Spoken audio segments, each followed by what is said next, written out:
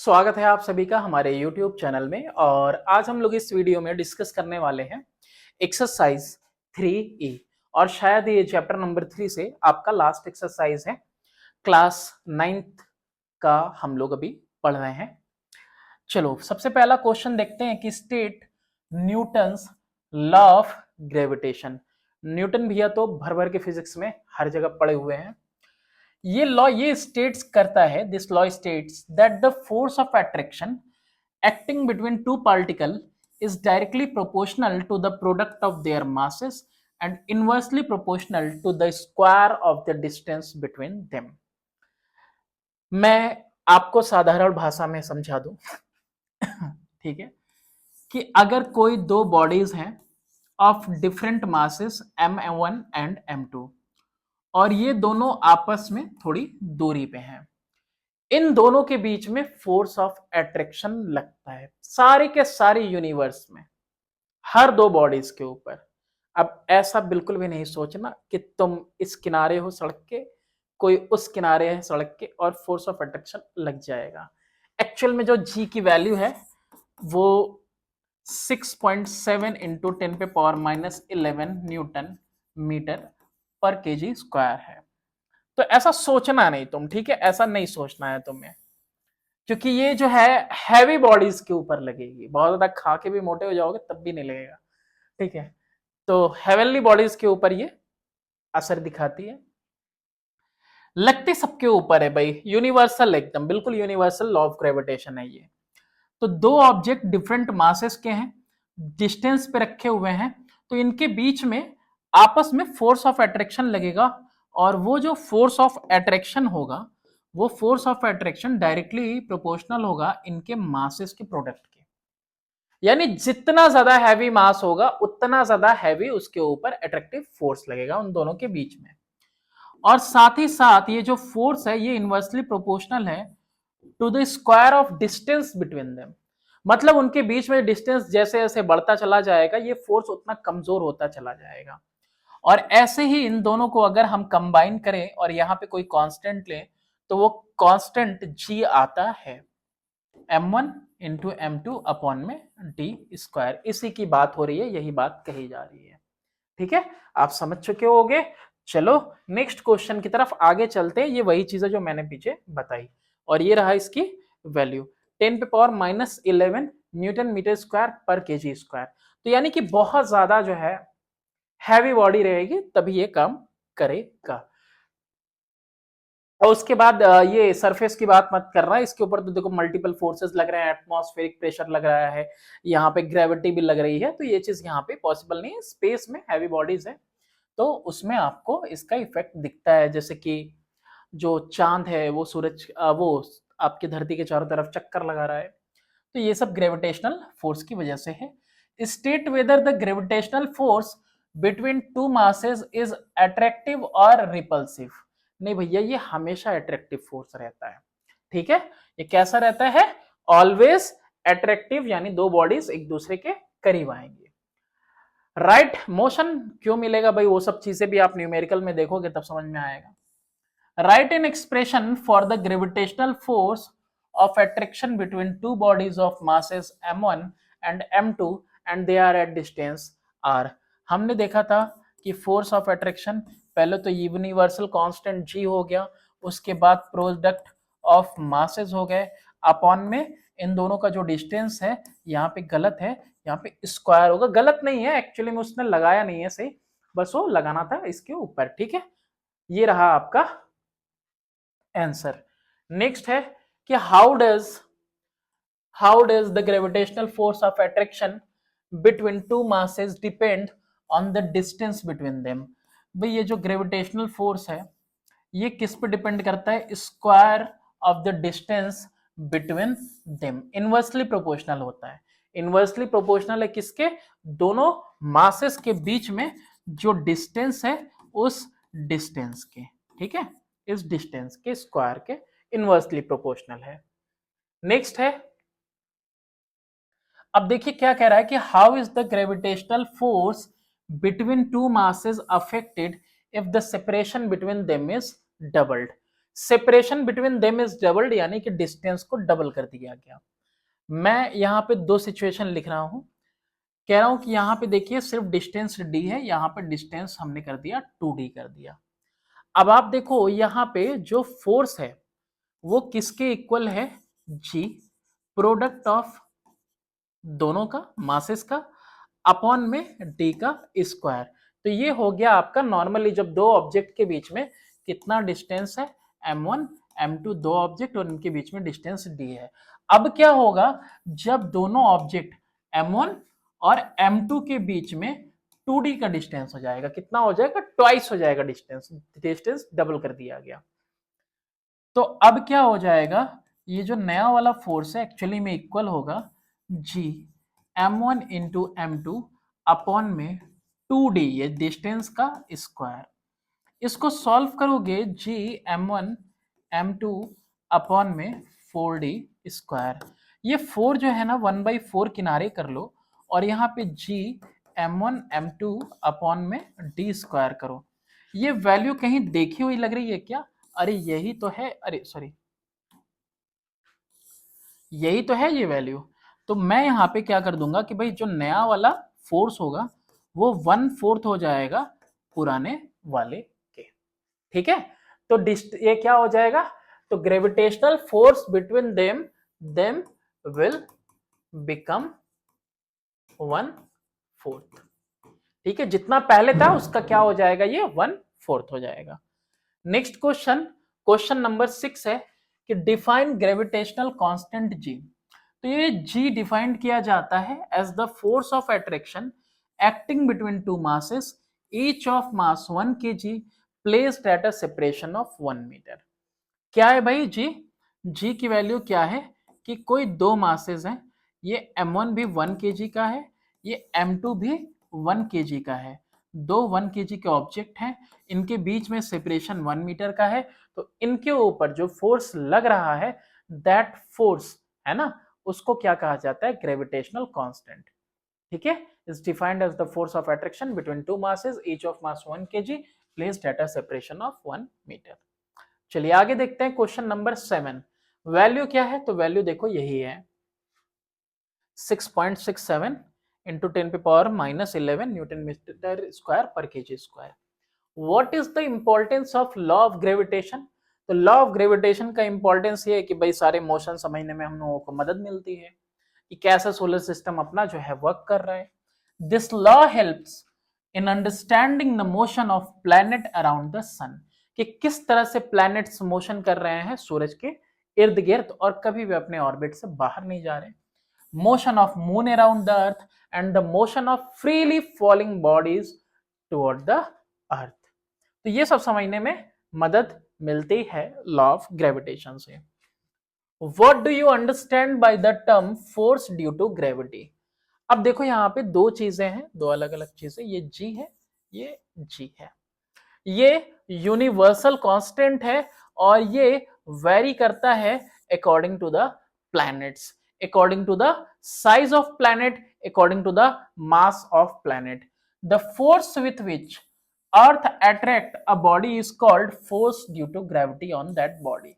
अब सिर्फ और सिर्फ पर्टिकुलर अगर हम अर्थ की बात करें तो अर्थ के लिए है कि फोर्स ड्यू टू ग्रेविटी का मतलब अर्थ किस फोर्स के साथ, जिस फोर्स के साथ भी ऑब्जेक्ट को toward the centre of the earth अपने सेंटर की तरफ खींचती है, that is only force due to gravity. Gravity तो मून पे भी है, ग्रेविटी तो अदर प्लैनेट्स पे भी है। Write an expression for the force due to gravity on a body of mass m and explain the meaning of the symbols used in it। चलो यहाँ पे हमने क्या देखा, g m mass of earth और रेडियस। चलो इससे भी अच्छा आपको बताते हैं, ऐसे नहीं आप देख लेना, आंसर तो देख लोगे लेकिन चीजें क्या है हमको यहाँ पे समझनी है। Universal constant g, radius of earth, mass of earth और ये मास ऑफ दैट ऑब्जेक्ट, ठीक है। ये ना बोला हुआ है हमको mass of object, mass m, ठीक है। अब यहां पे अगर हम किसी से पूछें कि मास अगर आपका m है तो वेट क्या होगा, वेट होगा मास इनटू ग्रेविटी, है ना। कोई बॉडी मास m की है और अगर इस पृथ्वी के ऊपर रखी हुई है तो इस अर्थ के ऊपर रहने की वजह से उसके ऊपर जो फोर्स एक्ट होगा, ग्रेविटेशनल फोर्स, जिस फोर्स है उसको खींचेगा, वही उसका वेट होगा and that is equal to mass into gravity. ये वेट एक्चुअली में क्या है, फोर्स है, that is equal to mass into gravity. अच्छा, ये ग्रेविटी किसकी बात कर रहे हैं, अर्थ की बात कर रहे हैं। ऑल्सो ऑल्सो ऑल्सो जो फोर्स है किसके बीच में, देखो यहां पे ध्यान से समझो, किसके बीच में, भाई कोई चीज यहाँ पे रखी हुई है ना, सेंटर पे, सेंटर पे नहीं, सॉरी, सेंटर की तरफ तो सारी चीजें खींची चली आएंगी, तो कोई भी चीज अर्थ के सरफेस पे यहाँ पे रखी हुई है एम के जी की, ठीक है। तो यहाँ पे इन दोनों के बीच में फोर्स ऑफ अट्रैक्शन होगा कि नहीं होगा, है ना, फोर्स ऑफ अट्रैक्शन होगा इन दोनों ऑब्जेक्ट के बीच में। तो यहाँ पे जो फोर्स ऑफ अट्रैक्शन होगा वो किसके इक्वल होगा, यूनिवर्सल कांस्टेंट जी के अकॉर्डिंग हमने ये देखा, है ना, न्यूटन के लॉ ऑफ ग्रेविटेशन के अकॉर्डिंग कि ये इक्वल होगा डिस्टेंस कितना लेंगे भाई, जिस प्लेनेट पे रखा हुआ है उसके रेडियस, यानी अर्थ के ऊपर है तो अर्थ के ऊपर, अर्थ कैसा है, स्फेरिकल है, 3D शेप में, सेंटर की तरफ सारी चीजें जाएंगी तो कहीं पे भी ऑर्बिट पे रखी रहे, किनारे किनारे कहीं पे भी सर्कमफ्रेंस पे रखी रहे, यानी रेडियस के इक्वल। तो यहाँ पे हम क्या लेंगे, रेडियस ऑफ अर्थ, तो ये क्या हो जाएगा, रेडियस ऑफ अर्थ, और मुझे मालूम है कि डिस्टेंस का स्क्वायर करना होता है, कर दिया। अभी इसके बाद आपको देखो कि ये जो फोर्स है ना, ऑब्जेक्ट के ऊपर, ये m इंटू जी के भी इक्वल है। एक मिनट, यहां पे थोड़ा सा गलती की हमने, यहां पे हमें क्या लेना था, हमें लेना था एक तो मास ऑफ अर्थ है और दूसरा मास ऑफ दैट ऑब्जेक्ट जिसका लेने को बोला है इसने, और वही मास यहाँ पे हमने ले रखा है। तो f की जगह m इंटू जी लगा दिया, is equal to G mass of earth और मास ऑब्जेक्ट का अपॉन में रेडियस ऑफ अर्थ का होल स्क्वायर। तो m से m कैंसिल हो गया, यानी g की डिपेंडेंसी कैसी है, g is equal to G gravitational universal constant वाला अपॉन में मास ऑफ अर्थ अपॉन में रेडियस ऑफ अर्थ का होल स्क्वायर।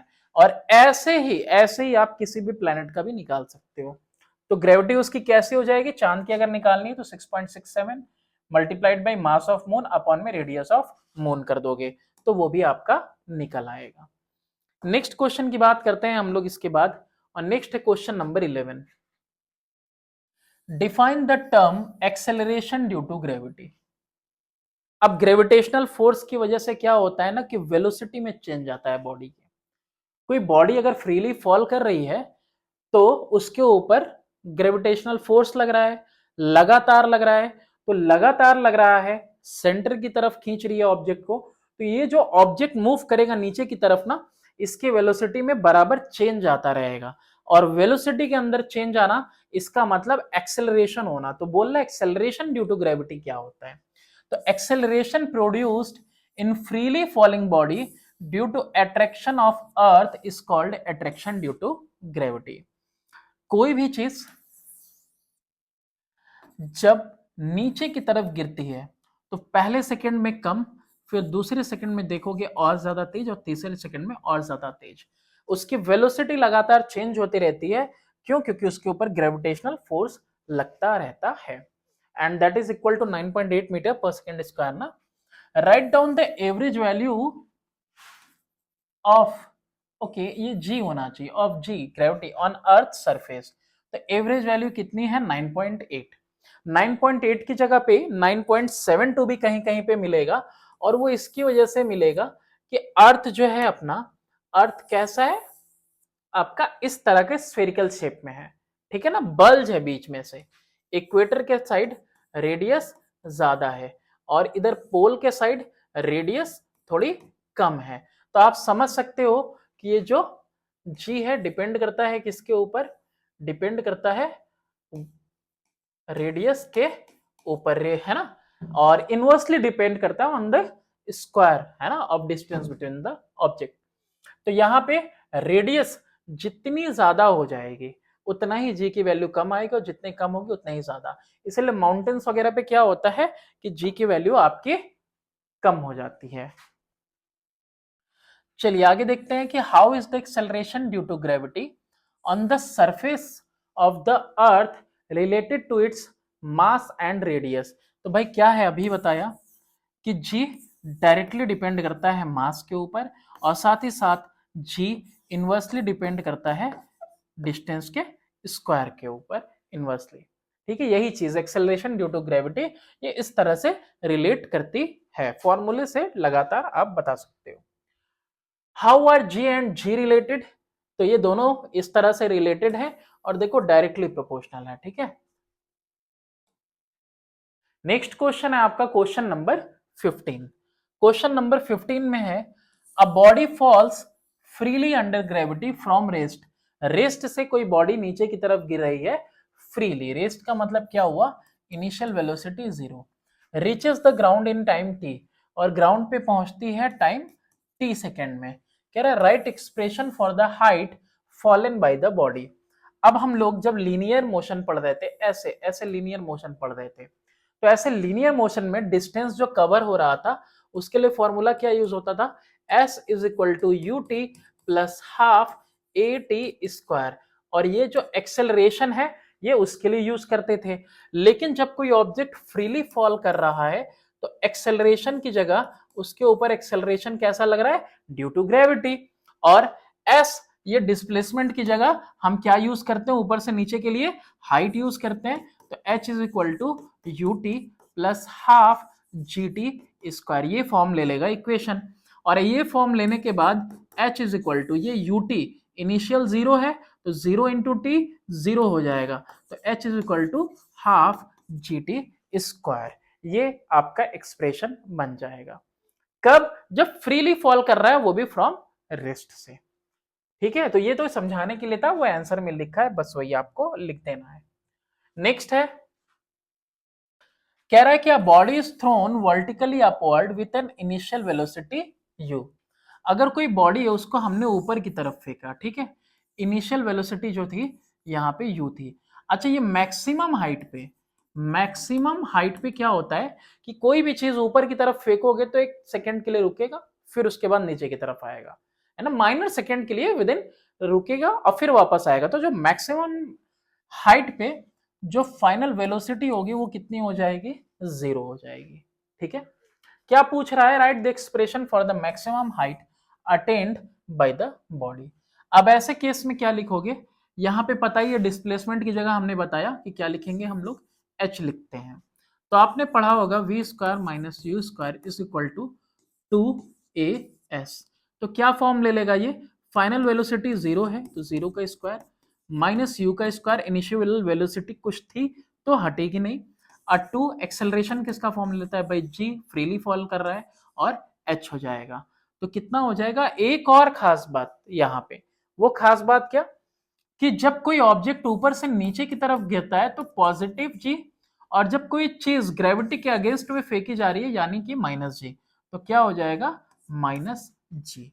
तो minus u square equal to minus 2gh, minus minus cancel, और किसके लिए लिखना था, expression for the maximum height, height is equal to u square upon में 2g, ये एक्सप्रेशन हमने यहाँ पे लिख दिया। चलिए नेक्स्ट क्वेश्चन देखते हैं, क्वेश्चन नंबर है 17। जो हमने बताया वही चीज वहां पे है, कुछ भी अलग नहीं है। Define the term mass and wait.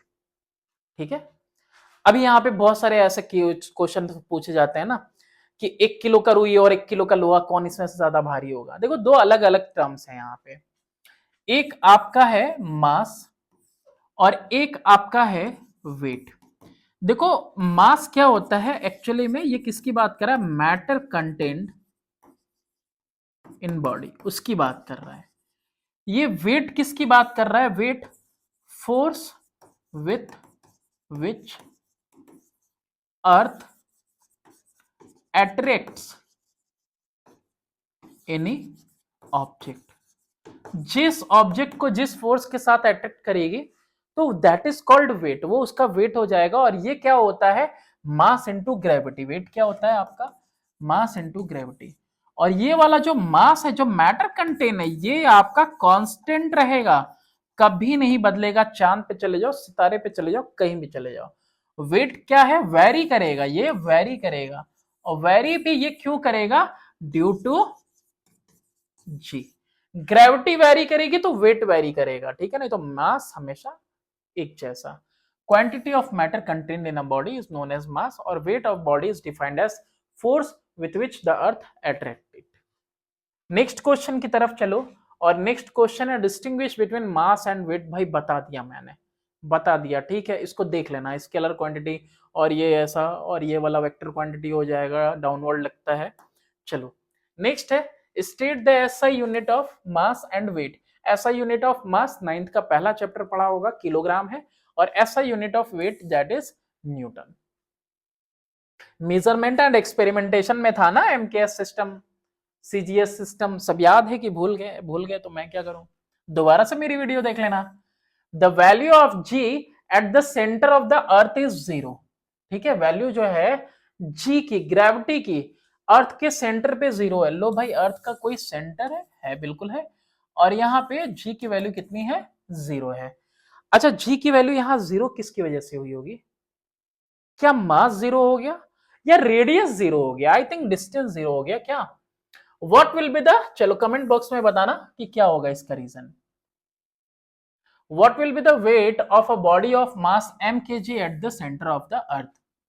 अबे भाई, वेट पूछा है तुमने, जो कि इक्वल होता है मास इनटू ग्रेविटी के। अरे चलो, जैसे भी वो जी 0 हो गया, ठीक है, रेडियस की वजह से, किसी वजह से, मास कुछ भी हो, अगर ग्रेविटी 0 हो गई तो मास इनटू ग्रेविटी 0 ही तो आएगा इसका वेट। ठीक है, एक्चुअली में है क्या कि कोई भी ऑब्जेक्ट अगर यहाँ पे रखा हुआ है तो उसका वेट 0 इसलिए हो जाएगा क्योंकि चारों तरफ से जो इसके ऊपर फोर्स लगेगा ना, वो एक्चुअली में एक दूसरे को कैंसिल कर देंगे, और यहाँ पे नेट फोर्स कैसा हो जाएगा इसके ऊपर? 0 हो जाएगा। ठीक है, तो यहाँ पे इसीलिए आपका जो ग्रेविटी है वो कैसा होता है? ये 0 होता है, इक्वली इधर डिस्ट्रीब्यूटेड है ना मास चारों तरफ। तो जैसे जैसे सेंटर की तरफ पहुंचते जाओगे तो बहुत कम मास होगा जो तुम्हारे ऊपर एक्ट करेगा, और हमने देखा है कि फोर्स जो है दोनों के बीच में, that is directly proportional to the product of mass. Which of the following quantity does not change by change of place of a body? Mass और वेट पढ़ा दिया आपको। वेट ग्रेविटी के अकॉर्डिंग बदलता रहेगा, मास हमने बता दिया matter contain in a body, वो हमेशा एक जैसा रहेगा, और यही बात इस आंसर में लिखी हुई है, आप इसको पढ़ लें या कॉपी डाउन कर लें। Explain the meaning of the following statement कि 1 kilogram force is equal to 9.8 newton. Actually में 1 केजी ऑब्जेक्ट अगर है तो इस 1 केजी के ऑब्जेक्ट के ऊपर जो फोर्स लग रहा है, जो फोर्स लग रहा है ना, ड्यू टू जो है ग्रेविटी, ग्रेविटी की वजह से इस 1 केजी के ऊपर जो फोर्स लग रहा है that is only 1 kilogram force. 9.8 Newton के इक्वल होता है, which means a body of 1 kg is attracted toward the center of the earth with a force of 9.8 Newton. ठीक है, तो ये इसका आंसर है। ये 1 किलोग्राम फोर्स मतलब 1 केजी के ऑब्जेक्ट पे लगने वाला फोर्स। मल्टीपल चॉइस क्वेश्चन की तरफ आगे। द ग्रेविटेशनल फोर्स, अभी हमने पढ़ा कि बिटवीन टू बॉडीज कैसा होता है? रिपल्सिव? अरे ना भाई, अट्रैक्टिव होता है हमेशा।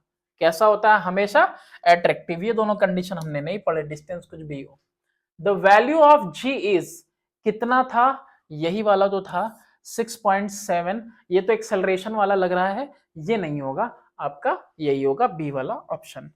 नेक्स्ट है the force of attraction between two masses each of 1 kg kept at a separation of 1 metre. 1 metre के सेपरेशन पे अगर हमने बॉडीज को रखा तो उनके बीच में क्या देखा था हम लोगों ने? भाई F is equal to G m1 m2 1 into 1 upon में 1 का स्क्वायर। तो F is equal to G, G की वैल्यू 6.7 इंटू 10 पे power -11। Option number D is correct. ठीक है, भरोसा ऐसे करना।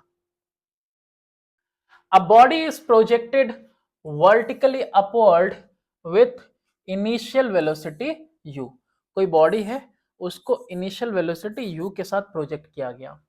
If acceleration due to gravity is g, g इसके ऊपर कैसा लगेगा भाई? -g लगेगा। The time for which it remains in the air, तो हवा में कितने टाइम के लिए ये रहा? h। Okay, the time for which it remains in the air, और फाइनल वेलोसिटी मैक्सिमम हाइट पे 0।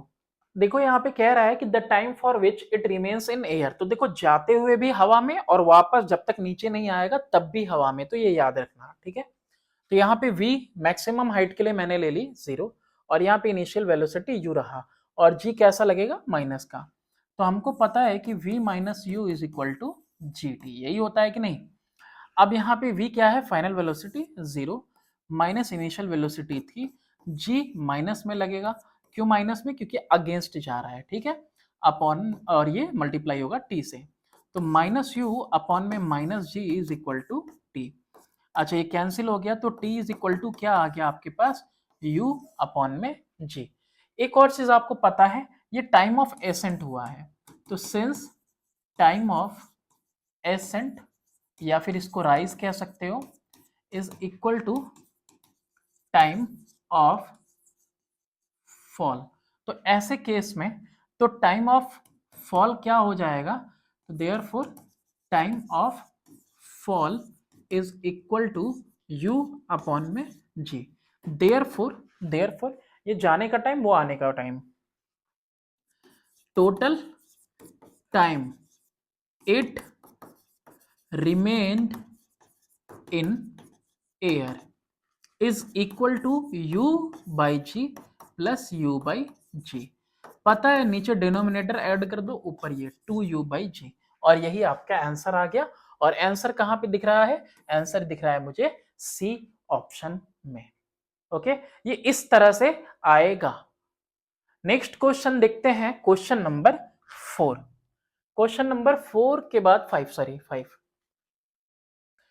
An object falling freely from rest reaches ground in 2 second. क्या कह रहा है कि कोई ऑब्जेक्ट फॉल कर रहा है फ्रीली फ्रॉम रेस्ट, यानी कि u is equal to 0, time कितना दिया है, 2 सेकेंड में नीचे पहुंचता है, acceleration due to gravity 9.8 metre पर सेकेंड स्क्वायर, ऐसे लिखेंगे हम g की वैल्यू। तो आपको पता है, आपको पता नहीं, velocity of object reaching the ground v is equal to u plus g t. अरे अभी पीछे पढ़े तो, यही तो फॉर्मूला पढ़ रहे हैं, और v minus u equal to 80 पढ़ा हुआ तो है आपका। तो ये u कितना है, 0, प्लस ग्रेविटी कितनी है 9.8, टाइम 2 सेकेंड लगा, इसका डबल करो, 98 टू जा 196, यानी कि 19.6 मीटर पर सेकेंड। किसकी बात कर रहा है, वेलोसिटी की बात कर रहा है। नेक्स्ट क्वेश्चन देखते हैं, अगला क्वेश्चन है हमारा क्वेश्चन नंबर, ओके ये क्या था अभी, ओके मल्टीपल चॉइस क्वेश्चन थे, अभी जाके न्यूमेरिकल शुरू हुए हैं, ठीक है। कह रहा force of attraction between the two bodies at a certain separation, I don't know whatever the separation is 10 newton. कह रहा है what will be the force of attraction between them if separation between them is reduce to half. अगर separation हमने क्या कर दिया, half कर दिया उनके बीच में, तो ये फोर्स कितना हो जाएगा। इसको एकदम बढ़िया से सॉल्व करो यार। देखो पहले तो हमको पता है कि F is equal to G m1 into m2 upon में डी स्क्वायर, ये पता है हमको। और इसकी वैल्यू हमारे पास जो दी हुई है, ये कितनी दी हुई है, 10 न्यूटन दी हुई है पहले कंडीशन में, ठीक है।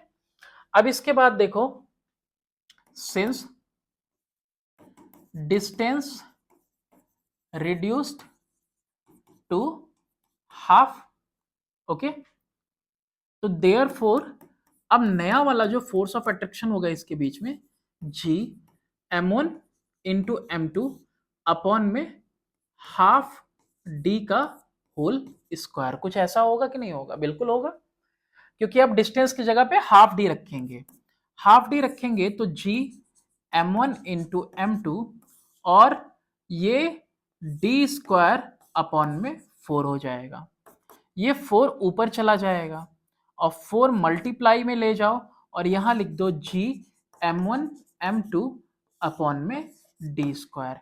कुछ दिख रहा है आपको, कुछ जी m1 m2 अपॉन में d square is equal to 4 into पुराना वाला फोर्स, नया वाला जो फोर्स है, तो पुराने वाले का 4 गुना, तो पुराना वाला जो है उसका 4 गुना, यानी 4 इंटू 10 यानी अब फोर्स कितना लग रहा है दोनों बॉडीज के बीच में, 40 न्यूटन।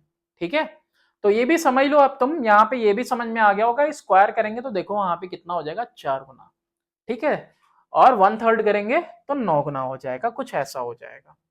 नेक्स्ट क्वेश्चन है question number 2, write the approximate weight of a body of mass 5 kg and what assumption you have made.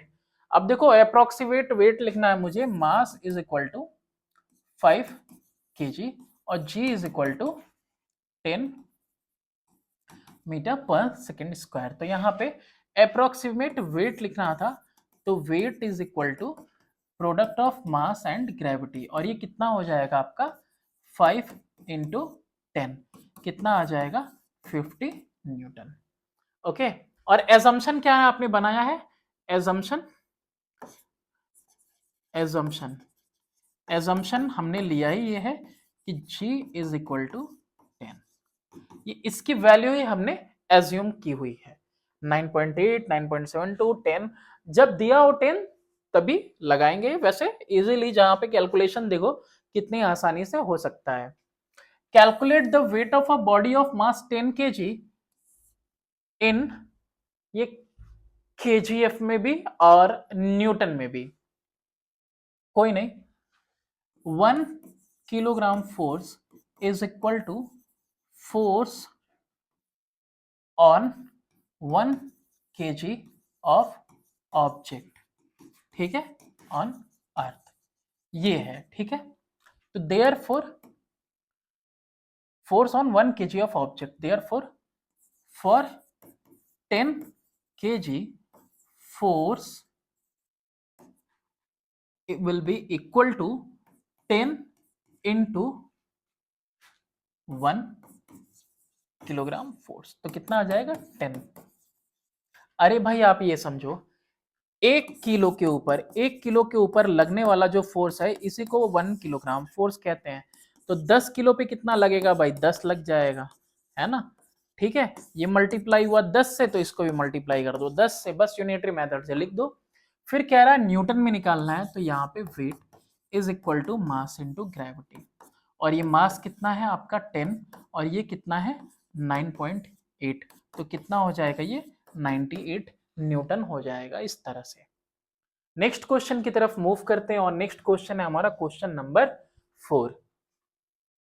Question number 4 में क्या कह रहा है कि स्टेट द मैग्नीट्यूड, मतलब मेजर बताना है, एंड डायरेक्शन की किस तरफ जाएगा force of gravity acting on a body of mass 5 kg और इतना इतना। भाई देखो यहाँ पे ये लगेगा direction of the force of gravity, तो direction of the force of gravity कैसा लगेगा, डाउनवर्ड लगेगा। ठीक है, या फिर मे भी लिखा हो सकता है toward the centre of earth, toward the centre of earth, ये भी लिखा हो सकता है। अच्छा, यहाँ पे और क्या बोला है हमको, मैग्नीट्यूड बताना है इसका, मास कितना है 5 kg है, और जी कितना लेना है हमको 9.8 मीटर पर सेकेंड स्क्वायर। अभी यहाँ पे क्या लिखेंगे, weight is equal to m g, तो मास 5 और जी की वैल्यू 9.8, कितना आ जाएगा 49 न्यूटन, कितना आ जाएगा ये 49 न्यूटन। नेक्स्ट क्वेश्चन देखते हैं, क्वेश्चन नंबर 5। क्वेश्चन नंबर 5 में है the weight of a body is 2 newton, what is the mass of the body, weight is equal to m into g, आपने पढ़ रखा है। ठीक है, तो अभी आपको पता है कि ये जो वेट है वो what is the mass of body, weight यहाँ पे ऑलरेडी दिया हुआ है, कितना हुआ है 2 न्यूटन, और यहाँ पे आपसे मास पूछ रहा है और जी की वैल्यू 10 दिया हुआ है, तो मास इज इक्वल टू 2/10, और ये किलोग्राम में आएगा, तो mass is equal to 0.2 kg भी आप लिख सकते हो। ये हो गया आपका क्वेश्चन नंबर 5। है थोड़े से है न्यूमेरिकल्स आगे कुछ ठीक ठाक कायदे के। क्वेश्चन नंबर 6 कह रहा है कि wait of a body on earth is 98 Newton, where acceleration due to gravity is 9.8, what will be its mass, मास क्या होगा, एंड वेट ऑन मून जहां पे एक्सेलरेशन इतना है। तो चलो यहाँ पे हमें पता है कि वेट कितना है 98 न्यूटन है, ओके, और g की वैल्यू हमें पता है कि 9.8 मीटर पर सेकेंड स्क्वायर है। वेट का मतलब हुआ आपका मास और ग्रेविटी का प्रोडक्ट, ये 98 है। मास आपको पता है क्या? मास नहीं पता है, लेकिन g की वैल्यू पता है 9.8। अब m यानी मास हो गया 98 अपॉन में 9.8, डेसिमल हटाया, जीरो लगाया, ये कितने टाइम्स में जा रहा है? 10। मास कितना आ गया? 10 kg। अब चलो चांद पे चलते हैं। Weight on the moon where the acceleration due to gravity is 1.6। अब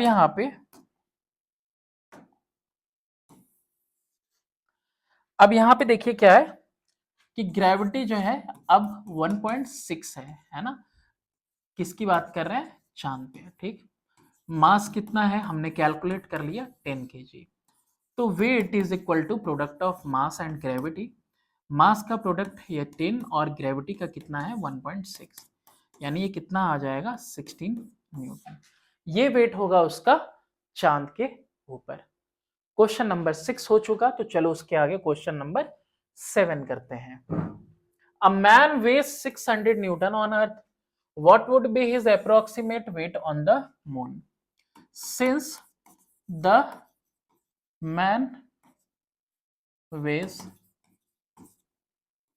600 Newton on earth and gravity on moon is 1/6 of gravity on earth, so therefore weight of man on moon would be equal to 1/6 his weight on earth and that is equal to 100 Newton. ठीक है, तो इस तरह से आप answer लिख लेना। Give reason, तो रीजन इसी में दिया तो कि जब ग्रेविटेशनल वैल्यू ही 1/6 हो जा रही है तो उसके ऊपर वेट भी क्या हो जाएगा? 1/6 हो जाएगा। Question number 8, what is the force of gravity and weight of a block of mass 10.5 kg? Force of gravity का मतलब क्या है? तो फोर्स ऑफ ग्रेविटी का मतलब है force by which the mass is being pulled by earth, और ये भी इक्वल होगा किसके? मास इंटू ग्रेविटी की, बात वही कह रहा है। और ये कितना कहा जाएगा आपका? 10.5 kg into 10 that is equal to 105 newton. और अगर बात करें हम वेट की, तो इसका वेट भी वही होगा, जिस फोर्स के साथ अर्थ अट्रैक्ट कर रहा है उसी को तो हम लोग वेट बोलते हैं। और इसका डायरेक्टली m इंटू जी इसका भी करो, 10.5 into 10 that is equal to 105 newton आ गया। यहां तक पहुंच गए तो चलो थोड़ी देर और सफर जारी रखेंगे हम अपना, और यहाँ पे क्वेश्चन नंबर 9 की तरफ आ जाते हैं। अ ball is released from a height, एक हाइट से बॉल को गिराया गया है ना, द ग्राउंड इन 3 सेकेंड, यहाँ बॉल ऐसे नीचे गिरी, 3 सेकेंड लगे, और जी की वैल्यू इतनी है, तो height from which the ball was released, हमने पढ़ रखा है कि h इज इक्वल टू नहीं, पूरा फॉर्मूला आपको हम यहाँ पे बता देते हैं कि यहाँ पे h equal to u t plus half g t square था, याद है कि नहीं है?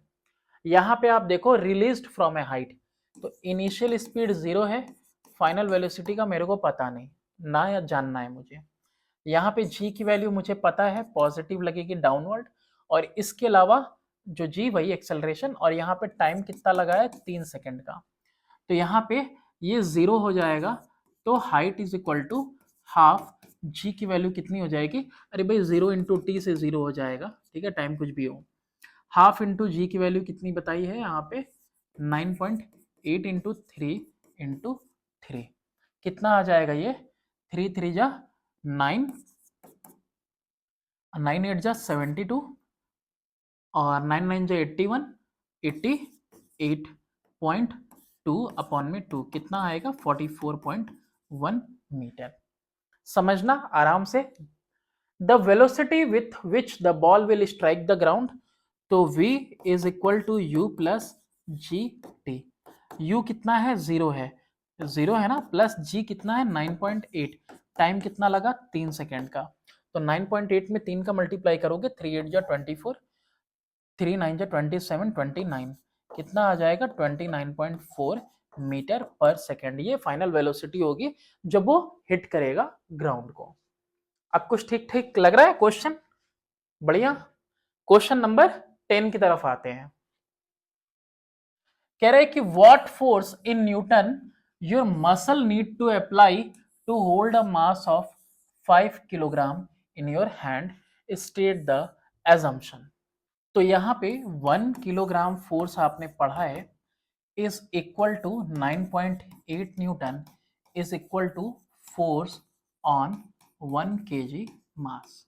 ठीक है, तो therefore force on 5 kg mass is equal to 9.8 into 5 and this is equal to I think 49 Newton। तो इसका मतलब कि what force in Newton your muscle need to apply, तो therefore our muscle need to apply 49 Newton force to hold a mass of 5 kg in our hand। ठीक है, चलो यहाँ पे हमने लिख दिया इसको। एजम्पशन, एजम्पशन पूछा है तो यहाँ पे एजम्पशन हमने क्या लिया है, एजम्पशन इज इक्वल टू कि g is equal to 9.8 metre पर सेकेंड स्क्वायर, ये हमने एजम्पशन यहाँ पे ले रखा है। ठीक है, नेक्स्ट क्वेश्चन नंबर 11 है कि अ ball is thrown vertically upward. कोई बॉल है जो क्या कर रहे हो आप, उसको ऊपर की तरफ आप फेंक रहे हैं। ठीक है, it goes to a height of 20 metre, 20 metre की हाइट तक ये बॉल गया and then returns to the ground, और फिर वापस से ये बॉल नीचे भी आ जाता है। Okay, taking acceleration due to gravity be 10 metre पर second square, initial velocity of the ball. क्या निकालना है पहले, इनिशियल वेलोसिटी। आपके पास यहाँ पे g की वैल्यू कितनी है 10 मीटर पर सेकेंड स्क्वायर।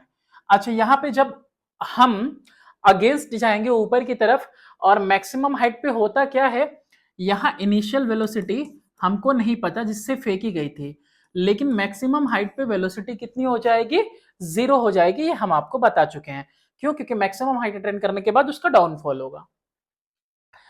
तो यहाँ पे सबसे पहले वाले ए के लिए इनिशियल वेलोसिटी निकालना है, तो v minus u is equal to g t, हम लोगों को ये पता है।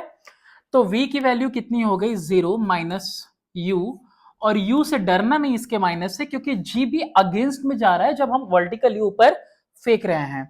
तो यहाँ पे -10 लगाओगे और टाइम कितना लगा है यहाँ पे टाइम का नहीं पता है आपको। ओके, कोई बात नहीं है, कोई बात नहीं है, इस फॉर्मूले से नहीं हुआ।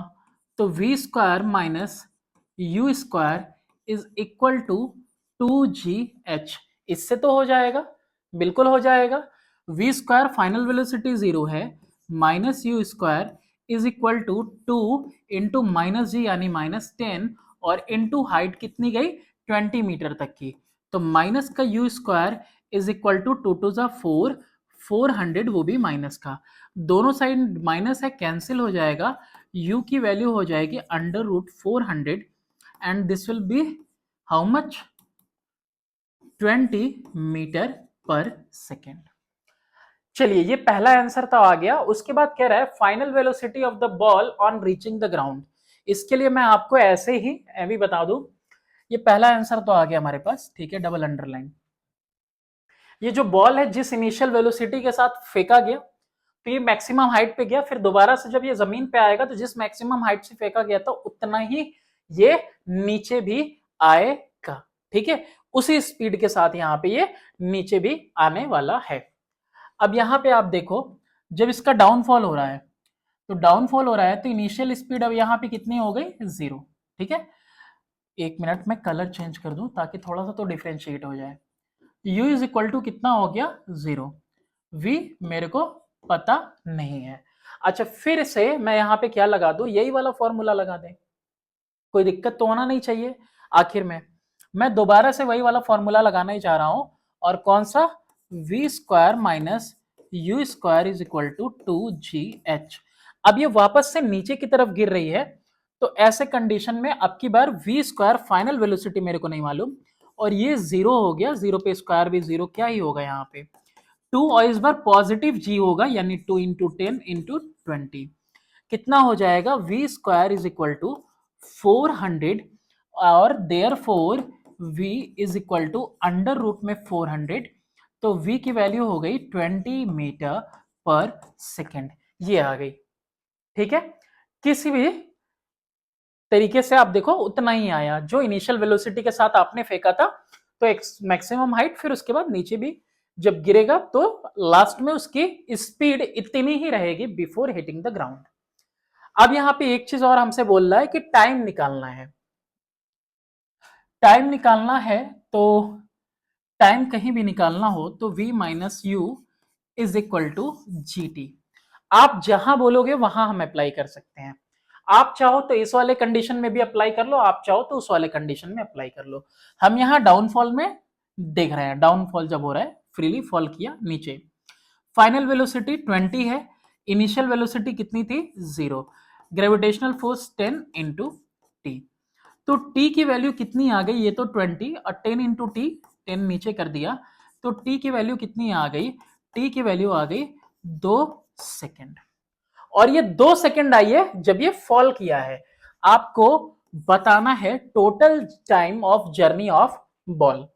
तो यहां पे अगर टोटल टाइम की अगर हम लोग बात करें तो टोटल टाइम क्या होगा, पहली बात तो सिंस टाइम ऑफ एसेंट या rise is equal to time of descent, यानी बॉल जितने टाइम में ऊपर गया है ना उतने ही टाइम में नीचे भी आएगा, ये दोनों टीटी सेम रहेगा।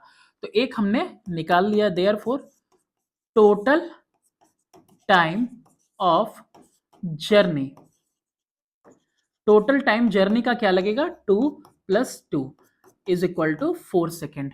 बिल्कुल भी ऐसे घबराना नहीं, 2 सेकेंड यहां जाने में लगा और डाउन आने में भी 2 सेकेंड लगा, तो ये पूरी जर्नी है, यहां से आपने फेंका फिर वापस से यहां आया तो 2 सेकेंड में गिरा, तो 2 सेकेंड जाने में भी लगा होगा 4 सेकेंड। तो यहाँ पे 3 आंसर हमारे पास है, एक तो ये डबल अंडरलाइन, एक ये दूसरा आंसर आ गया, और ये तीसरा आंसर आ गया, इसको आप देख लेना। चलिए इतना तक अगर हम कर चुके हैं तो फिर इसके बाद क्वेश्चन नंबर 11 की तरफ चलते हैं। क्वेश्चन नंबर 11 में, अरे सॉरी 11 तो किया, 12th, a body is dropped from the top of a tower. एक टावर है, टावर कैसा भी टावर होगा भाई, टावर है, टावर से कोई बॉडी है, इसको हमने क्या किया, ड्रॉप किया। It acquires a velocity of 20 metre पर second on reaching the ground. जब आप ड्रॉप कर रहे हो तो इनिशियल स्पीड आपकी 0 होगी, फाइनल वेलोसिटी जो ड्रॉप करने पे एक्वायर हुई है before hitting the ground that is 20 metre पर second. Calculate the height of the tower, क्या निकालना है, टावर की हाइट निकालनी है। यहां पे जी की वैल्यू भी आपको ऑलरेडी दे लिया, ओके। कौन सा यहां पे हम फॉर्मूला लगाएंगे, टी तो दिया नहीं है कि s equal to u t plus half a t square लगे, तो क्या कुछ लगेगा यहाँ पे, इस कंडीशन में हम लगाएंगे v square minus u square is equal to 2gh। और हाइट के लिए हम लोगों ने एक फॉर्मूला भी डिराइव किया था जो आपको याद होगा, वी स्क्वायर अपॉन में कितना हो जाएगा, ये 2g हो जाएगा। देख लो ऐसे भी मैं कर देता हूं, यहाँ पे यू स्क्वायर तो देखो इनिशियल स्पीड 0 है, तो ऐसे ही v square minus u square की जगह पे मैं क्या कर दूं, 0 हो जाएगा यहाँ पे भाई, इज इक्वल टू 2gh। तो v square is equal to 2gh, तो therefore h is equal to v square upon में 2g। चाहे तो डायरेक्ट भी लगा सकते हैं हम, तो वी स्क्वायर कितना है यहाँ पे, वी स्क्वायर आपका यानी कि final velocity that is 20 into 20 upon में 2 इंटू कितना हो जाएगा ये 10, 2 10 जा 20 और 20, एक 20 से एक 20 कैंसिल हो गया, तो हाइट कितनी आ गई यहाँ पे, देयरफॉर 20 मीटर्स। इस टावर की हाइट कितनी है, 20 मीटर है। नेक्स्ट क्वेश्चन की तरफ हम आगे चलते हैं और नेक्स्ट क्वेश्चन है हमारा क्वेश्चन नंबर 13। 13 नंबर में देखिए, a ball is thrown vertically upward, ऊपर की तरफ आपने क्या कर दिया, बॉल को फेंक दिया। It returns 6 second later. देखो ध्यान से, यहां पे भी समझने की चीज है कि हमने क्या किया, किसी बॉल को ऊपर फेंका, वो बॉल वापस से नीचे आया 6 सेकेंड बाद, यानी टोटल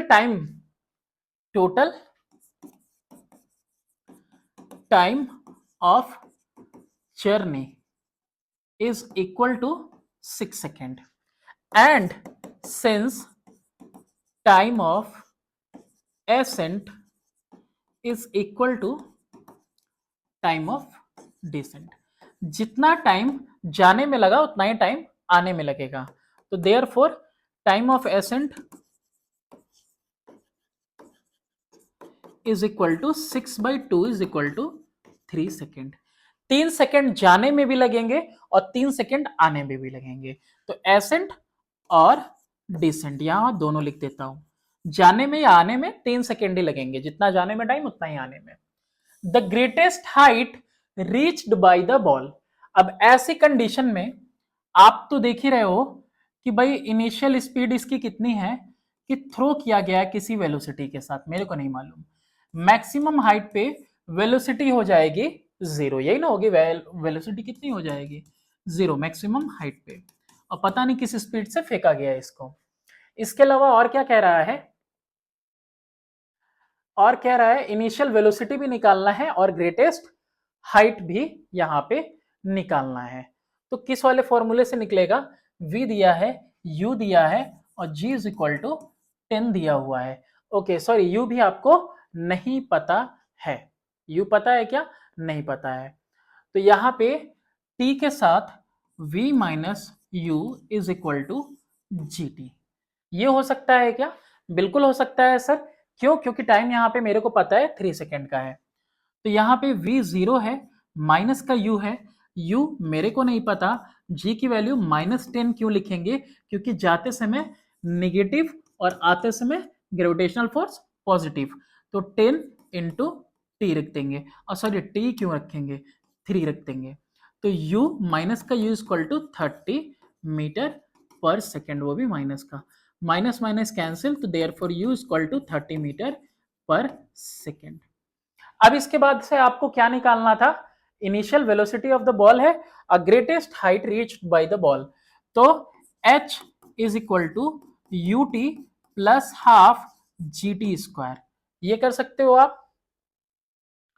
तो यहां से क्या आ जाएगा, u की वैल्यू है 30, टाइम कितना लगा आपको 3 सेकेंड किसी भी एक तरफ, प्लस हाफ g की वैल्यू 10 और इनटू में टी स्क्वायर, और टी स्क्वायर की वैल्यू क्या होगी 3, 2 बार मल्टीप्लाई होगा।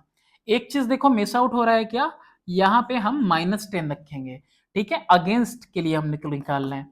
33 जा 90, 90 उसके बाद 2 1 जा 2, -5 जा 3, 3 जा 9, 5 जा 45, और ये इक्वल आ जाएगा किसके, 45 मीटर के, ये इसके इक्वल आ गया, और ये आपका दोनों आंसर यहाँ पे फाइंड आउट हो गया।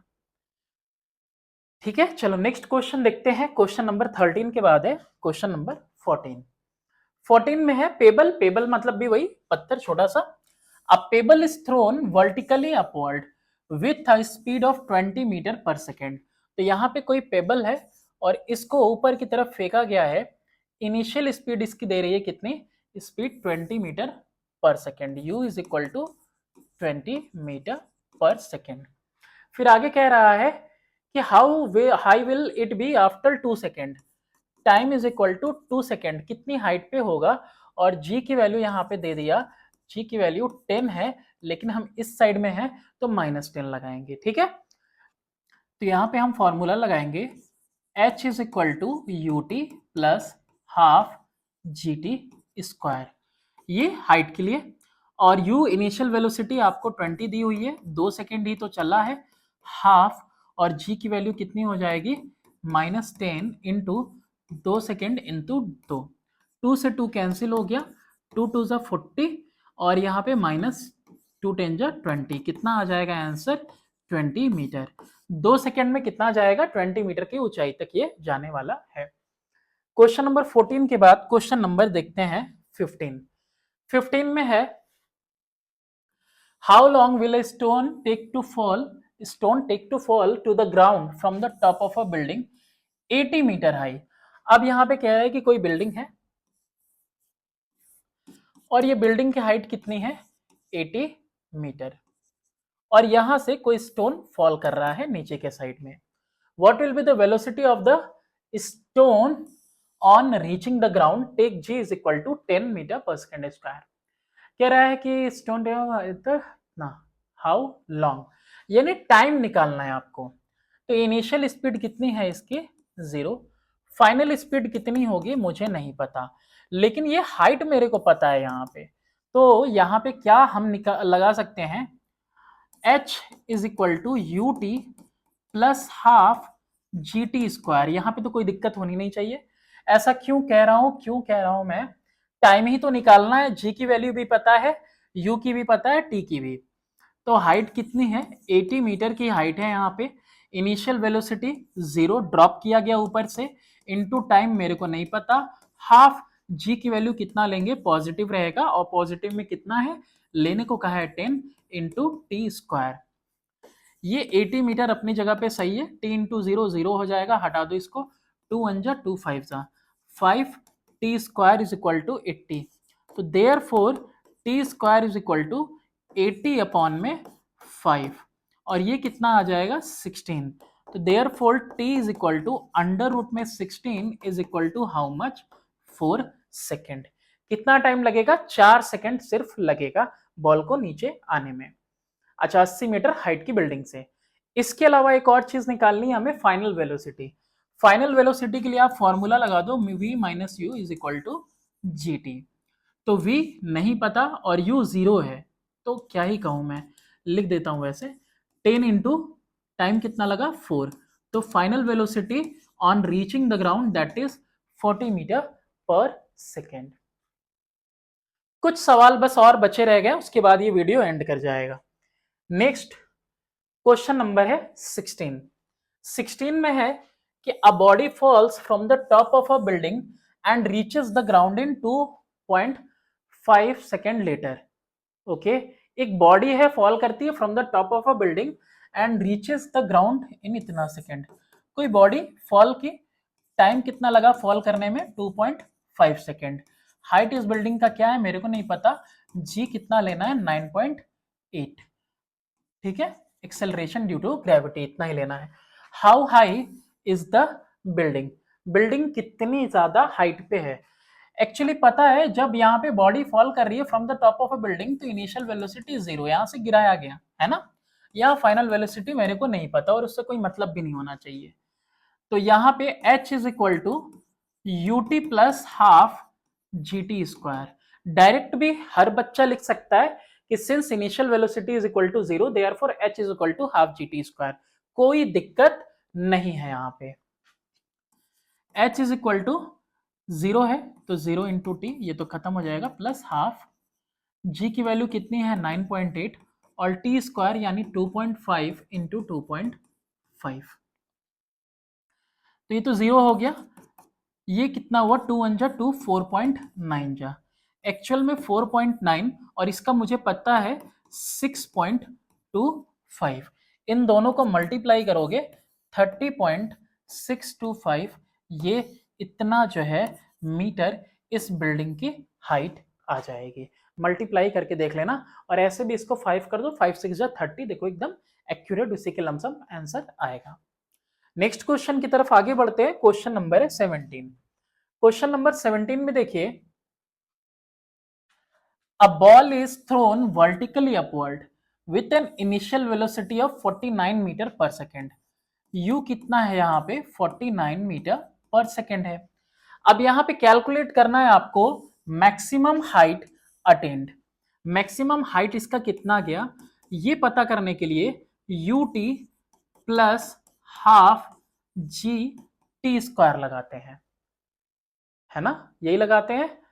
ओके, इसके अलावा the time taken by it before it reaches the ground again. तो यहाँ पे ये वाला फॉर्मूला तो हमारा जो है फेल कर गया, और फेल इसलिए कर गया क्योंकि पूरा सवाल हमने पढ़ा नहीं, इसमें टाइम नहीं दिया हुआ है। अगर हमने किसी ऑब्जेक्ट को यहाँ पे इनिशियल वेलोसिटी के साथ भेजा है, ठीक है, तो यहाँ मैक्सिमम हाइट अटेंड करने पे वो उस ऑब्जेक्ट का होगा क्या, फाइनल वेलोसिटी 0 हो जाएगी। तो यहाँ पे हम फॉर्मूला लगा देते हैं v minus u v square minus u square is equal to 2gh।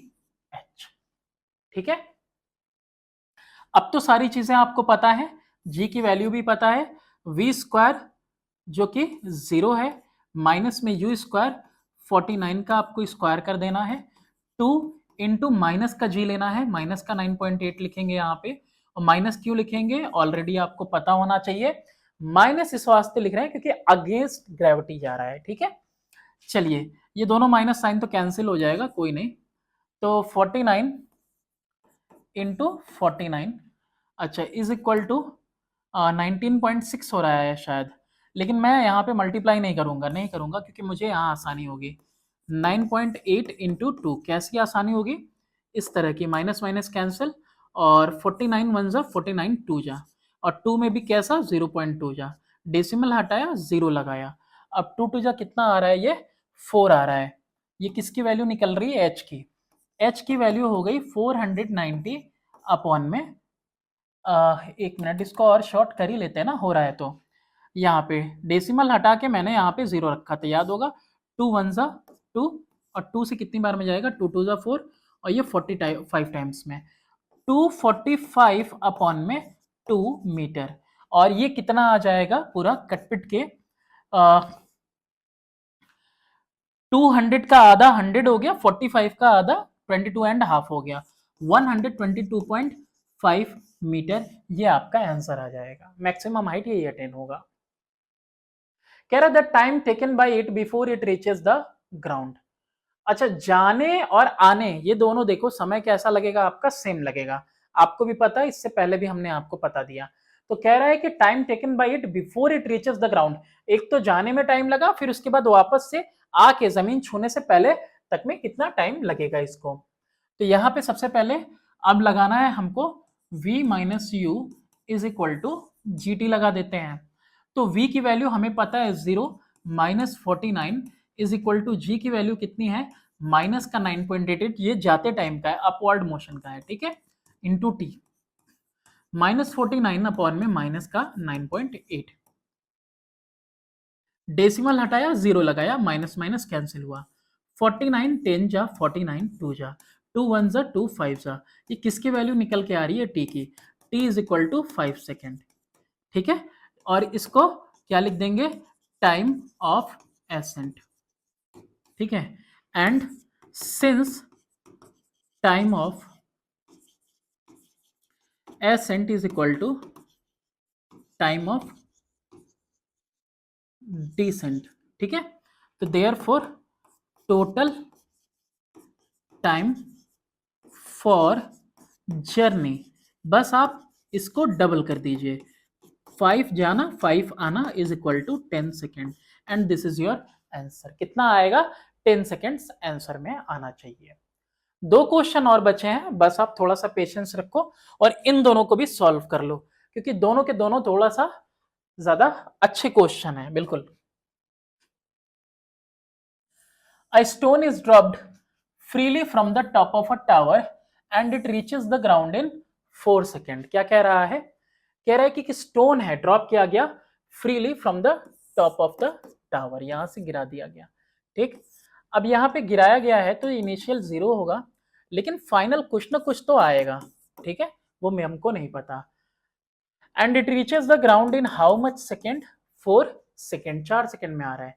जी की वैल्यू 10 लेनी है, कैलकुलेट करना है height of the tower. You भी पता है, वी भी पता है, टी भी पता है, और जी भी पता है आपको। तो क्या करोगे बताओ, you t plus half g t square से भी निकाल सकते हो, वी स्क्वायर से नहीं निकलेगा। ठीक है, चलो इसी से निकालते हैं, h is equal to u t plus half g t square. अब ये देखो, ये पूरी वाली चीज जो है 0 होने की वजह से, since u is equal to 0, therefore h is equal to directly half gt square हो गया, यानी हाफ लिख देंगे, g की वैल्यू 10 और टाइम 4 इंटू 4, 2 1 जा 2 2 जा 2 4 जा 8 10 जा 80 मीटर। बस इतनी ही हाइट है किसकी, बिल्डिंग की। नेक्स्ट क्वेश्चन की तरफ आगे बढ़ते हैं और अपना नेक्स्ट क्वेश्चन है, कितना क्वेश्चन रह गया भाई, 19 और 20। ओके, दो क्वेश्चन है, दोनों बहुत अच्छे अच्छे क्वेश्चन है। कह रहा है कि अब पेबल, वही छोटा सा स्टोन का टुकड़ा, dropped freely in a well, well मतलब कुएं में डाला गया टॉप से। अब ये यहाँ पे आपको एक कुआं है भाई, कुएं के अंदर यहाँ पे आपने एक पेबल डाल दिया। अब ये पेबल गया नीचे, ठीक है, इधर वाटर सरफेस होगा।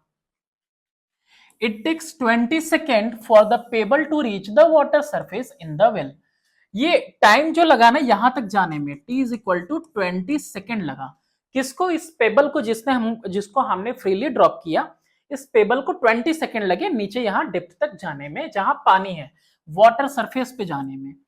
टेकिंग g इक्वल टू इतना और स्पीड ऑफ साउंड इतना, find the depth of water surface. पहली चीज बोल रहा है कि find the depth of water surface. एक मिनट यहां पे मैं ये बता दूं कि भाई इनिशियल स्पीड 0 है, क्यों, क्योंकि हम इसको ड्रॉप कर रहे हैं। फाइनल वेलोसिटी कितनी है नहीं पता, और लास्ट तक हमको इससे मतलब भी नहीं होगा। The depth of the water surface, depth यानी हाइट पूछ रहा है। h इज इक्वल टू क्या कुछ पता है आपको, ut plus half gt square. 20 second लगा है, पता ही है आपको, t is equal to 20 second, वहां मैंने लिख दिया है सब कुछ, इसलिए यहां नहीं लिख रहा हूं, ठीक है, वहां इंफॉर्मेशन मैंने दी है। तो ut plus half gt square, और आपको पता है कि since u is equal to 0, therefore height is equal to या depth is equal to half gt square. Half कर दिया, g की वैल्यू हमने 10 लिख दी, 10 ही तो है ना भाई, हाँ 10 ही है, ये भी रहा 10, इसको भी देखना भाई। और इंटू टी स्क्वायर यानी 20 इंटू मैंने 20 कर दिया। ये 2 ने कट किया, किसको किसको कट करे, इसी को कट कर देते हैं 10 से। अब ये कितना आया, 1 0 2 0 3 0, 2 1 जा 2, 2 एंड 3 zeros, 2000 मीटर, और 2 किलोमीटर भी दिया हो तो कोई गलत नहीं है, ठीक है। ये है इसका डेप्थ, हाइट कह लो डेप्थ कह लो, बात एक ही है। पहली चीज निकाल ली। फिर time when echo is heard after the pebble is dropped, ये आपको पता करना है। आप ये देखो, एक तो जैसे ही मैं यहां पे अगर खड़ा हूं, ठीक है, मैंने ही गिराया, ठीक है, ओके, मैंने ही जो है इस स्टोन को यहां पे गिराया है, ठीक, तो मैंने इस स्टोन को गिराया है। तो ये स्टोन जब गिरा तो उसके बाद गिरते गिरते पहले तो 20 सेकेंड तक सरफेस तक ही नहीं पहुंचा। जैसे ही सरफेस पे यहां पे ये स्ट्राइक करेगा, तो अब यहां सरफेस से साउंड प्रोड्यूस होगा। अब ये साउंड ट्रेवल करेगा इतनी दूर तक, कितनी दूर तक, ये मेरे पास तक साउंड आएगा। पहले पेबल 20 सेकेंड तक नीचे गया, उसके बाद साउंड प्रोड्यूस होके ऊपर तक आएगा, और साउंड की स्पीड यहां पे दी हुई है। तो यहां पे इसको हम ऐसे करेंगे, डिवाइड किया हमने, और यहां पे लिखेंगे time when, time after which echo is heard is equal to time taken for pebble to reach water surface plus time taken to reach sound to the observer, ठीक है, जहां से ड्रॉप किया गया, जो ऑब्जर्वर है ड्रॉप करेगा। यहां से दो चीज एकदम अच्छे से देख लो तुम, ठीक है।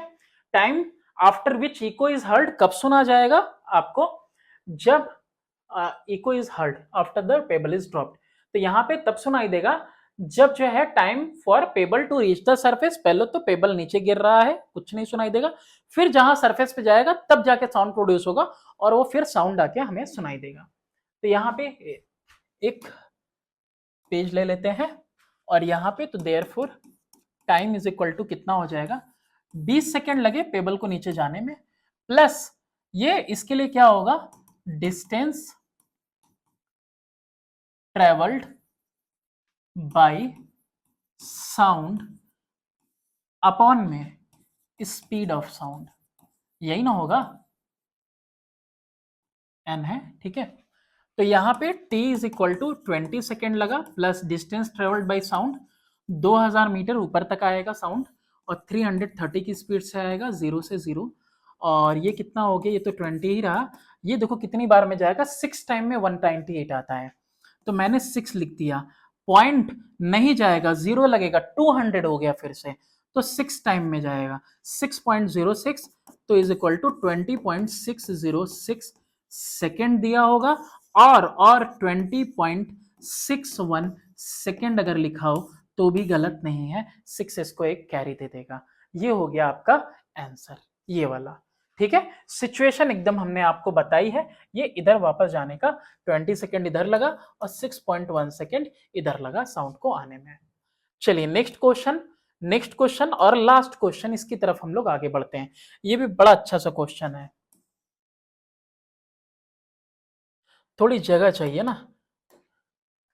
अ ball is thrown vertically upward from the top of a tower. अब यहां पे देखिए कंडीशन थोड़ा अलग है। अब कह रहा है कि यहां पे कोई टावर है, इस टावर पे कोई बंदा है, ठीक है, कोई भी है, यहां से स्टोन को फेंका गया ऊपर, ठीक है। ये कोई पोजीशन मैं ले लेता हूं ए, और ये पोजीशन हो गई आपकी बी। ए से बी तक इसको क्या किया गया, फेंका गया ऊपर की तरफ, पहले ये गया है, ठीक है, ऊपर की तरफ गया है with an initial velocity of 19.6 metre पर सेकेंड। अब वहां लिखने की बजाय हम यहां आपको लिख के दिखाते हैं। ए बी की बात कर रहे हैं, ए बी की बात करें तो इनिशियल स्पीड कितना है, 19.6 मीटर पर सेकेंड है। The ball reaches the ground after 5 second. Calculate करो height of the tower. Tower की हाइट हमें यहां पता करनी है। अगर इनिशियल स्पीड 19.6 है तो जब बी पे जा रहा है, ठीक है, यहां पे और इसको क्लियर कर देते हैं। यहां पे हम लिख देते हैं कि भाई जो ऑब्जेक्ट है वो कहां जा रहा है, ए टू बी जा रहा है। इनिशियल स्पीड इतना है, फाइनल वेलोसिटी कितनी होगी, फाइनल वेलोसिटी 0 होगी। ओके, जी की वैल्यू कहीं लिखा हुआ है, जी की वैल्यू यहां पे लिख रखी है इसने, g is equal to 9.8 metre पर सेकेंड स्क्वायर हमको लेना है। तो हाइट निकालनी है ना, तो v square minus u square is equal to 2GH। निकल जाएगी यहां से हाइट, की नहीं निकलेगी, बिल्कुल निकलनी चाहिए हाइट यहां से। तो मैं यहां पे कर देता हूं v square final velocity 0 minus u square यानी कि 19.6 का whole square is equal to 2, 2 into लिख देते हैं माइनस का 9.8 और इंटू एच। एच आपको बता रखा है, अरे सॉरी जी बता रखा है कि क्यों माइनस में ले रहे हैं, क्योंकि वो अभी अपवर्ड जा रहा है। तो माइनस का 19.6 इंटू एक बार लिख देते हैं 19.6, और यहाँ पे 2 इंटू माइनस का 9.8। देखो माइनस से माइनस कैंसिल करो और 9.8 का डबल करोगे तो 19.6 ही आएगा।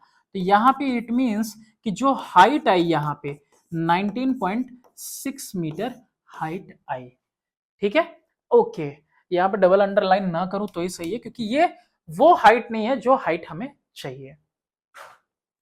अच्छा, यहाँ पे अगर हाइट आ गई मेरे पास, तो क्या टाइम निकाल सकते हो आपके कितने टाइम में ये उसके वहां तक पहुंचा है। देखो, तो v minus u is equal to g t कर देते हैं। इनिशियल स्पीड पता है किस वेलोसिटी के साथ फेंका गया इसको, 19.6। Final 0 minus 19.6 is equal to g 9.8 into t. तो माइनस का 19.8 और ये भी माइनस में अगेंस्ट है, तो अगेंस्ट ग्रेविटी ऊपर फेंका जा रहा है। माइनस का 9.6 माइनस का 9.8 इज इक्वल टू टी। हमें पता है कि ये दोनों एक दूसरे के डबल हैं, तो t is equal to 2 second.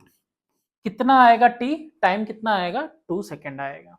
यानी कि इस ऑब्जेक्ट को ए टू बी जाने में कितना लगा, ए टू बी जाने में 2 सेकेंड लगा। पता है इसको ऊपर से नीचे यहां तक भी आने में कितना टाइम लगेगा, 2 सेकेंड लगेगा। अब बी से पोजीशन कितना कर दे रहे हैं हम, सी कर दे रहे हैं, ठीक है। देयरफॉर सिंस, यहां पे पहले लिख देते हैं since time of ascent is equal to time of descent, therefore time for journey from A to B and B to C, A to B और B to C जाने में कितना टाइम लगा, तो 2 + 2 इज इक्वल टू 4 सेकेंड। कितना लगा? 4 second लग गए। पता है C to D आने में कितना सेकेंड लगा? सिर्फ 1 सेकेंड लगा। ठीक है, टोटल जर्नी कितनी थी? 5 सेकेंड पे वो जमीन पे ऑब्जेक्ट फॉल डाउन कर गया, तो टोटल जर्नी आपकी 5 सेकेंड है। ठीक है, तो since total journey is equal to 5 second, therefore time for C to D is equal to 5 - 4 second, यहां वाला। ठीक है, that is equal to 1 second. इसके बाद आप देखो यहां पे हाइट ऑफ टावर।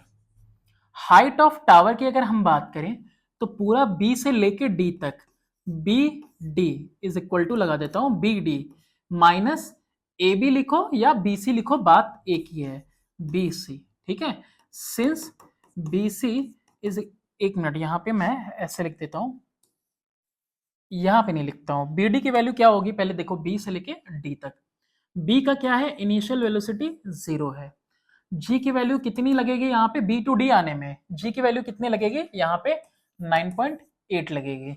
और फाइनल वेलोसिटी मेरे को नहीं पता, जो कि निकालनी है वो बाद में निकालेंगे। लेकिन पहली बात कि ये height of tower b d minus b c, b d minus b c, और बी सी किसके इक्वल है? ए बी के। और ए बी यहाँ निकला है भाई, ए बी निकला है, ए टू बी। ए बी के लिए हाइट निकली हुई है 19.6 मीटर। ये हाइट ए बी के लिए है। ठीक है, ये ए बी के लिए है। तो बी डी की वैल्यू क्या हो गई आपकी? U t plus half g t square minus b c, यानी 19.6 मीटर। ठीक है, यहां पे ऑपरेट सही से नहीं हो पा रहा, लेकिन यहां पे डायग्राम है, आपको दिखाना जरूरी है। पेन चेंज कर दे रहा हूं ताकि आपको दिक्कत ना हो। इज इक्वल टू, यहां पे इनिशियल वेलोसिटी 0 है, तो 0 इंटू टी 0 हो जाएगा, कोई नहीं 0 लिख देता हूं। हाफ जी की वैल्यू 9.8 इंटू टी का स्क्वायर, टी का स्क्वायर तुम खुद देखो, 2 सेकेंड यहां लगा, 1 सेकेंड यहां लगा, 3 इंटू 3 माइनस कितना? 19.6 मीटर। चलिए यहां पे 2 1 जा 2, 4.9 जा, 3 3 जा कितना हो गया? 9, 9 9 जा 81, 81 और फिर 9 4 जा 36 और 8 44.1 मीटर माइनस 19.6 मीटर। और इन दोनों को माइनस करने पे कितना आएगा? आई थिंक 24.5 मीटर कितना आ जाएगा? चलो एक नए पेज पे कर लेते हैं। कितना आया है ये? 44.1 और 19.6, तो कितना आ जाएगा? 11 में से 6 गया, 5 आ गया, और यहाँ पे 13 में से 9 गया, 4 आ गया, 3 में से 1 गया, ये आ गया 24.5 मीटर। ये क्या आया है? ये हाइट आई है ऑफ टावर। टावर की यही हाइट होगी। ठीक है, चलिए कितना आएगा ये? 24.5 मीटर। अच्छा, velocity of the ball on reaching the ground, u 0, और यहाँ पे कौन सा फॉर्मूला लगा दो? सबसे आसान कौन सा है? यही है भाई, v minus u is equal to g t. T कितना लगा? 3 सेकेंड लगा, है ना? यही लगा ना। g की वैल्यू 9.8, 3 सेकेंड लगा, और v की वैल्यू -0, तो v इज इक्वल टू 3 8 जा 24, 3 9 जा 27 टू 29.4 मीटर पर सेकेंड। आराम से, नहीं भी समझ में आया होगा एक बार और रिवाइंड करके देख लेना, आपको समझ में आ जाएगा। सारी चीजें हमने यहाँ क्लियर कर दी हैं। ठीक है, चलो ये चैप्टर भी हो गया। मिलते हैं नेक्स्ट वीडियो में। Thanks for watching, do subscribe and share my channel.